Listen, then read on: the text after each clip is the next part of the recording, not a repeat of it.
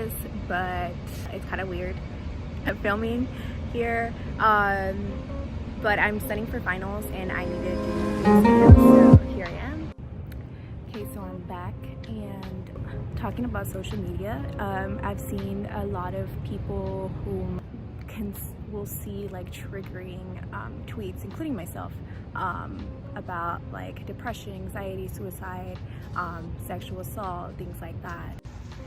Yeah, and so I really want to address the fact that, not because I'm trying to offend anybody, but it's just that people who struggle with anxiety will take anything personally, even if it doesn't have anything to do with them.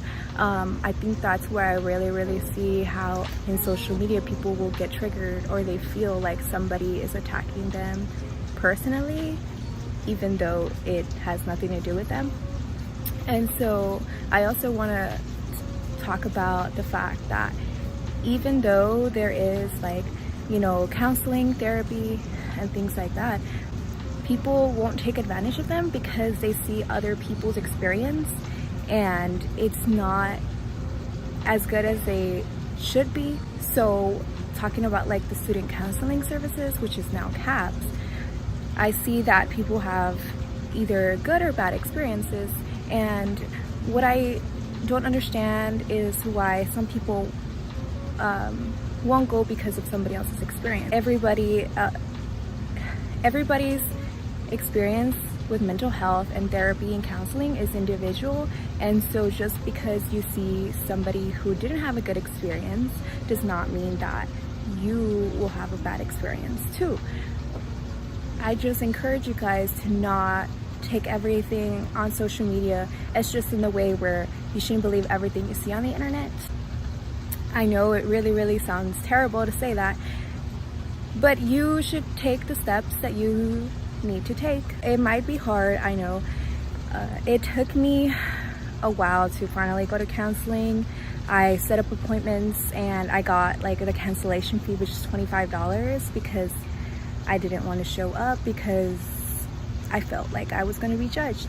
And going off of that, again, even if you think that you'll have a terrible experience because of other people's experience, please take that step and go to counseling. I know it's the end of the semester right now, but I mean, you still have time to improve.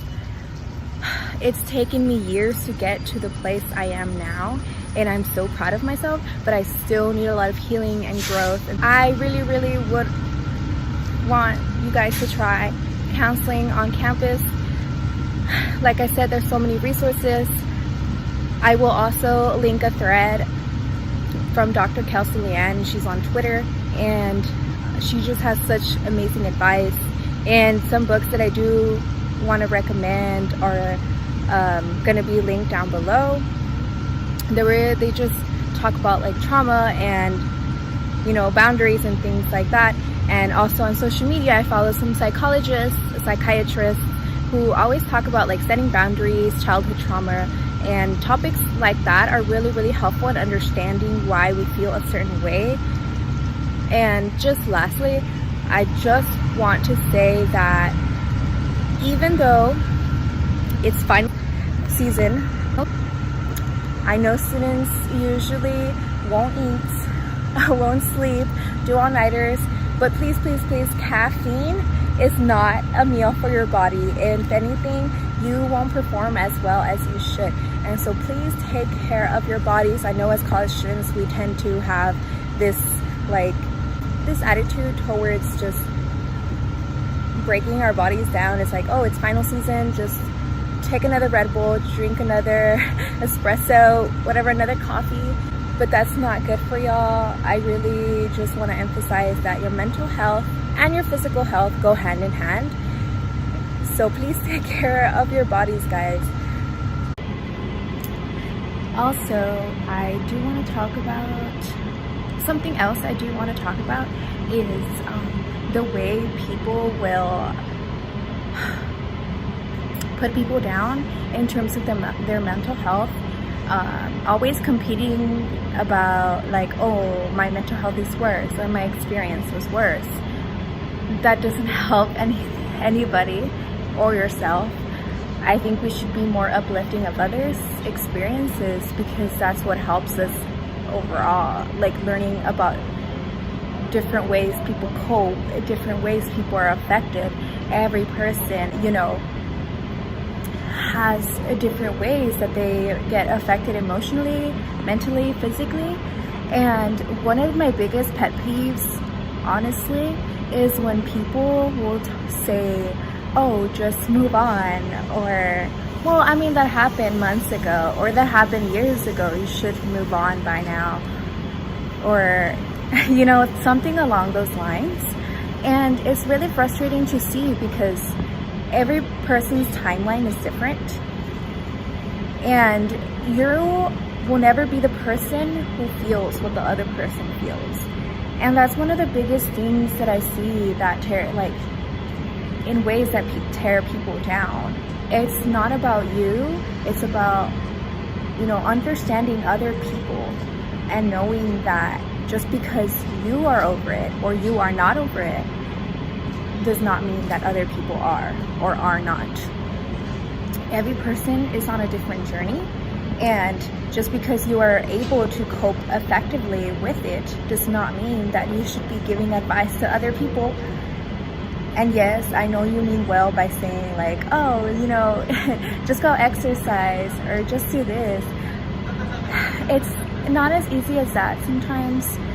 And I think that's where the lines are blurred, because you want to help others, and yet if you are not educated on the topic, then it is not your place to tell people how to cope with something. Now, I am not saying that you shouldn't like help others with their mental health. That's not at all what I'm saying. I am just saying that unless you are educated on the topic, then please be careful with how you try to give advice to others. I've been told before, like, oh, well, you know, just have a positive mindset and everything will change. Fake it till you make it. And sometimes that can be more hurtful than helpful, because that person is looking to you for support, and instead of that, they feel like you're invalidating their emotions and their mental state. And there's nothing wrong with, you know, wanting to help your significant other or your friend or a family member. Unless you've gone through, you know, depression and anxiety, you'll never know how it feels, first of all, and just the extent that it goes to. And even if you have, does not mean that your experience is their experience too. But with that, I just want to say that is where setting boundaries is really, really helpful, because no matter what, if you feel like another person is not helping you, then you should be able to freely communicate with them and say like, hey, this is not helping me whatsoever, and I appreciate your help, but, you know, etc., etc. And not like hurt the other person's feelings, because if somebody tries to help you, just know that they are doing it with their best intention. And if it doesn't help, you know, you should be able to tell them that. And I hope that you guys take something from these videos. I really hope that this has helped some of you guys. I know that I am not a psychiatrist or a psychologist or licensed, but start your journey in healing your emotions and your traumas. And if you need any help, let me know. I will always be here for you guys, even though it might look like I'm a stranger. Know that this is close to my heart. Overall, I want to thank you guys for following me along in this 3-part series. I know this video is going to be really short, but I just wanted to end it on a good note. And if you guys have any questions or future topics for me that you want me to go over, please let me know in the comments, or just DM me on any social media. Like I said, social media can be a negative experience or a positive experience. I have been triggered by many posts on social media myself, but regardless, that is where I have found a lot of my resources. So, I mean, it's just like your own experience, y'all. But yeah, see y'all next time.